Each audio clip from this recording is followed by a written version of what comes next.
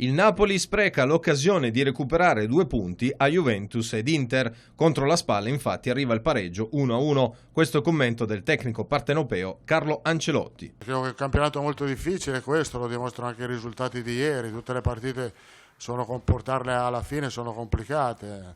Poi dopo io dico che mancano 3 punti a questa classifica, che non sono i 2 punti persi oggi, ma sono i 3 punti di Cagliari, perché obiettivamente è quello. Io credo che non dobbiamo focalizzarci troppo sul risultato quanto sulla prestazione. Probabilmente a Torino si poteva fare meglio, oggi obiettivamente meglio era difficile farlo, anche perché a livello fisico abbiamo fatto una grande partita mettendo alla Spal nella propria metà campo nella seconda parte, abbiamo creato tante opportunità, pali, parate del portiere. Io obiettivamente sono contento, non la considero un'occasione persa, perché le occasioni perse sono quando la squadra gioca male e oggi la squadra non ha giocato male, però come ho detto tante volte, conosco bene questo mondo, questa squadra sarà criticata perché non è riuscita a vincere, ma ho detto le chiacchiere le porta via il vento.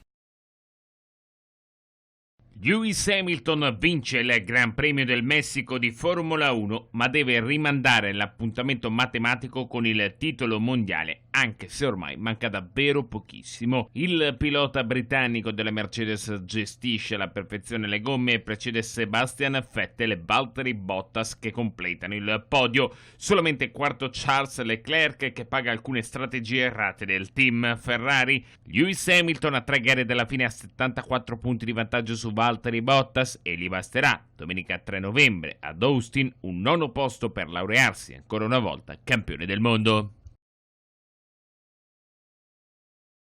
Non cambia la storia quando in pista c'è Marc Marquez. Il pilota spagnolo infatti ha vinto il Gran Premio di Australia di MotoGP al termine di una gara spettacolare su asciutto dopo un avvio molto frenetico che ha visto l'iberico della Honda innescare un duello con Maverick Viñales. Nel tentativo di riprendere la prima posizione, il pilota della Yamaha è finito a terra vanificando un intero weekend. Secondo posto per Cal Crutchlow, terzo il padrone di casa Jack Miller, mentre Valentino Rossi è arrivato soltanto 8°, corsa di alti e bassi con la partenza straordinaria che lo aveva portato addirittura in testa alla classifica. Il 3 novembre appuntamento in Malesia.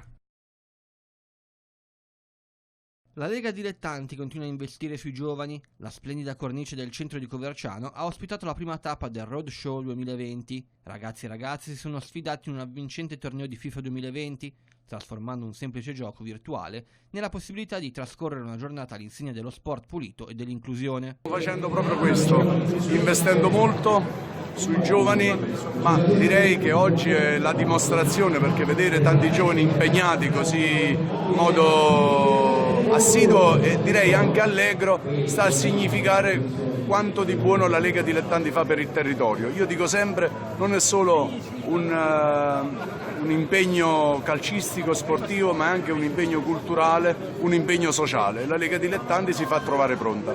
Gli sforzi profusi dalla Lega Dilettanti sono stati per ora ripagati, tanto che numerose società sportive, oltre che a riconoscere la bontà e la lungimiranza del progetto, hanno già presentato la propria iscrizione ai tornei che si svolgeranno durante il roadshow, coinvolgendo molti giovani. È un evento assolutamente importante, poi quando abbiamo a che fare con i giovani diventa ancora più importante, perché naturalmente c'è veramente un bisogno di tenerli vicini allo sport sano, che rispetta le regole, che diciamo ha atteggiamenti etici, e credo che questo roadshow possa essere un percorso che aiuta questa evoluzione / maturazione dei nostri giovani. Noi siamo contentissimi, qualunque luogo in città venga sfruttato, poi il tempio del calcio come Coverciano non ci fa che altro che piacere. Ovviamente quando si coinvolge i giovani, nel mondo dello sport in questo caso un po' particolare, siamo contentissimi.